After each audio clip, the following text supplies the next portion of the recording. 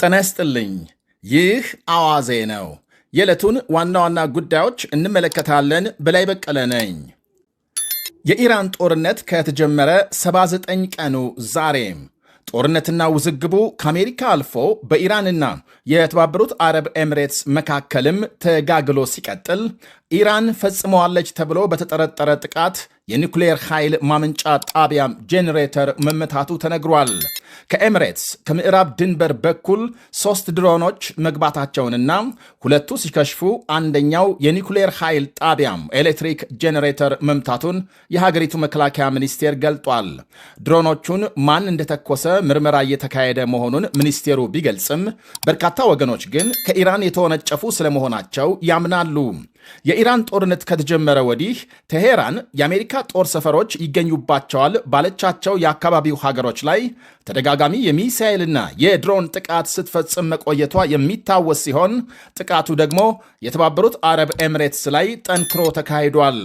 ከአሜሪካ ጋር ተኩስ አቁም ከተደረሰ በኋላም ኢራን በኤምሬትስ ላይ ጥቃት መቀጠሏ ሲታወቅ፣ ሰሞኑን ደግሞ የእስራኤል ጠቅላይ ሚኒስትር ቤንያሚን ኔታንያሁ በጦርነቱ ሰሞን በድብቅ ዱባይ ደርሰው መመለሳቸውን ከገለጹ በኋላ ከኢራን ጋር አዲስ ግጭት ውስጥ ገብተዋል።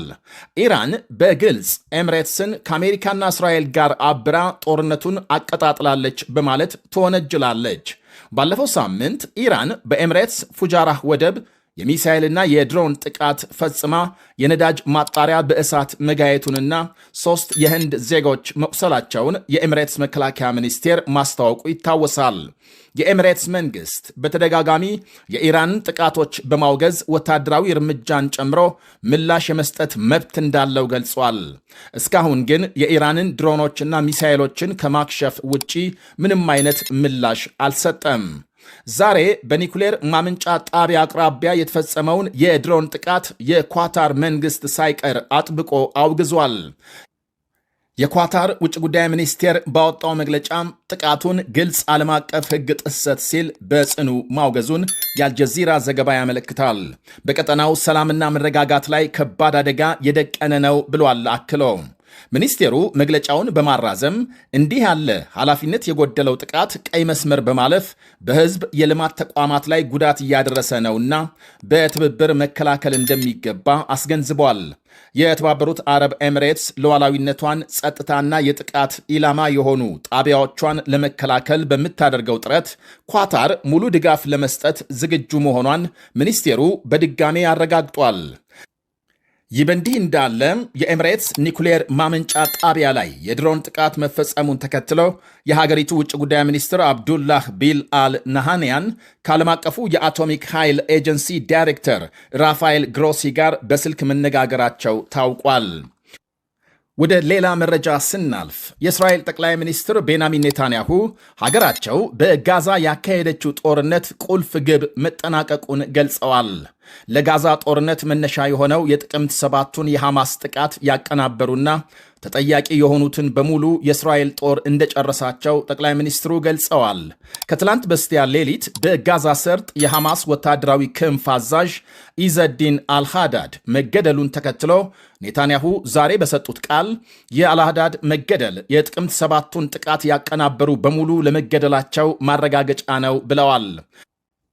ጥቅምት 7 2023 በርካታ የሐማስና የፍልስጤም ታጣቂዎች ከ4000 በላይ ሮኬቶች አስቀድመው በመተኮስና የእስራኤልን ድንበር ጥሰው በመግባት ክብረ በዓል ላይ የነበሩ ከ1000 በላይ ሰዎች መግደላቸው ይነገራል።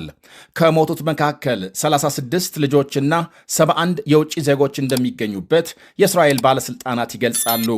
ከተገደሉት ሌላም 250 የሚደርሱ የእስራኤል ዜጎች ታግተው መወሰዳቸው የሚታወስ ሲሆን ይህንኑ በዜጎቿ ላይ የተፈጸመ ጭፍጨፋ ለመበቀል እስራኤል በጋዛ ሰርጥ በከፈተችው መጠነ ሰፊ ጦርነት ከ70,000 በላይ ሰዎች መገደላቸውን የሐማስ ባለሥልጣናት ገልጸዋል። ከ2 ዓመት በላይ በዘለቀው ጦርነት ጠቅላይ ሚኒስትር ቤንያሚን ኔታንያሁ በሌላ በኩል ከአሜሪካው መሪ ዶናልድ ትራምፕ ጋር በኢራን ጉዳይ ማምሻውን በስልክ መነጋገራቸው ታውቋል። የሁለቱ መሪዎች የስልክ ንግግር ሀገሮቹ በኢራን ላይ አዲስ ወታደራዊ ዘመቻ ለመክፈት እየተዘጋጁ መሆናቸው ይፋ መደረጉን ተከትሎ የተካሄደ ነው ተብሏል።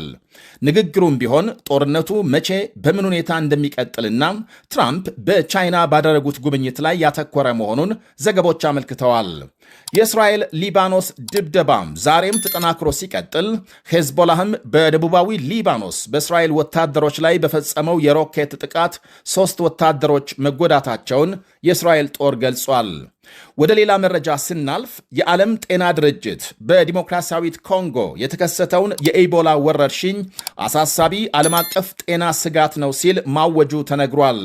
በእርግጥ በሽታው በአሁኑ ወቅት በዓለም የወረርሽኝ በሽታዎች ምድብ ውስጥ ለመግባት መስፈርቱን ባያሟላም የዓለም የጤና ስጋት ደረጃ ግን መድረሱን አመልክቷል። እስካሁን በበሽታው በዲሞክራሲያዊት ኮንጎ ከ80 በላይ ሰዎች መሞታቸው ሲረጋገጥ 300 ገደማ በቫይረሱ መያዛቸውን ድርጅቱ ገልጧል። ይህ ሁሉ ሆኖ በአሁኑ ሰዓት በበሽታው የተያዙ ሰዎች ትክክለኛ ቁጥርና የቫይረሱ ስርጭት ደረጃ አለመታወቁ የተሟላ መረጃ ለማውጣት እንቅፋት መሆኑን የድርጅቱ ዋና ዳይሬክተር ዶክተር ቴዎድሮስ አድሃኖም ገልጸዋል። አሁን የተከሰተው አዲሱ የኢቦላ ዝርያን ለመከላከል የሚያስችል መድኃኒት አለመኖሩ ደግሞ የበሽታውን አደጋና ስጋትነት የበለጠ እንዲጨምር አድርጎታል ባይ ናቸው ዋና ዳይሬክተሩ ቴዎድሮስ አድሃኖም። የበሽታው ስርጭት ከዲሞክራሲያዊት ኮንጎ አልፎ ወደ ጎረቤት ኡጋንዳ ጭምር መዛመቱ ሲነገር አንድ የ59 ዓመት ግለሰብ በበሽታው መሞቱን ተከትሎ የኡጋንዳ ባለሥልጣናት ስርጭቱን ለመቆጣጠርና እንዲሁም ደግሞ የመከላከል ሥራ እንዲጠናከር አዘዋል። ሌሎች ከኮንጎ ጋር የሚዋሰኑ ሀገሮች በድንበር አካባቢዎች ከሚደረግ የሰዎች ሰፊ የጉዞና የንግድ እንቅስቃሴ አኳያ በወረርሽኙ ይጠቃሉ የሚል ከፍተኛ ስጋት መፈጠሩን ዘገቦች አመልክተዋል። በኡጋንዳና ዲሞክራሲያዊት ኮንጎ በበሽታው የተያዘና ንክኪ የሌላቸውን ለመለየት የሚያስችሉ የአስቸኳይ ጊዜ ማዕከላት እንዲቋቋሙ የዓለም ጤና ድርጅት አሳስበዋል።